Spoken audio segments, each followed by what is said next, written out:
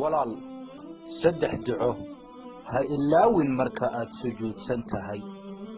saddexdaa duco haddii aad laasimtid oo aad mar walba la timaadid, ilaahay subxaanahu wa tacaalaa adduunka kan waxa yaalla oo dhan wuu kuu qorayaa.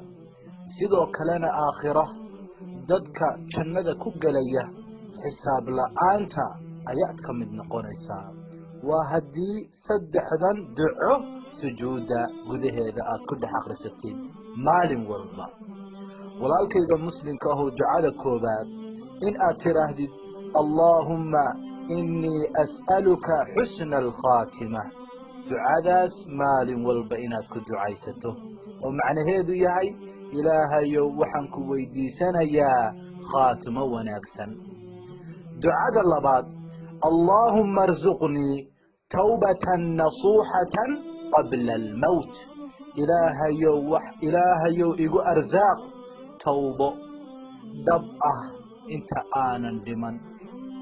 aanan dhiman ka hor. ilaahayow toobo dhab ah oo nasuuxa ah ilaahayow igu arsaaq. ducada saddexaad allaahumma yaa muqalliba alquluub habbit qalbii calaa diinik. allaha quluubta gadgadiyow qalbigayga ku sug diintaada. allaahu akbar. walaalkayga muslimka ahow saddexdaa duco haddii aad maalin walba la timaadid, adduunka ilaahay subxaanahu wa tacaala muraadadaada oo dhan ayuu kuu sahlayaa.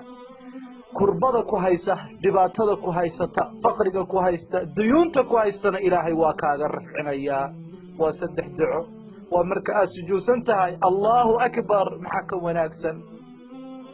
ducada la ducaysto sujuudda waa xilliga ay ugu dhowdahay in la aqbalo. allaahu akbar. walaalkayga muslimkow saddexdaa duco ha ilaawin, walaalahaaga kalena u sii faa'iidee kiliibkan. jazaakum allahu khayran. waa walaalkiin xabiib. walaal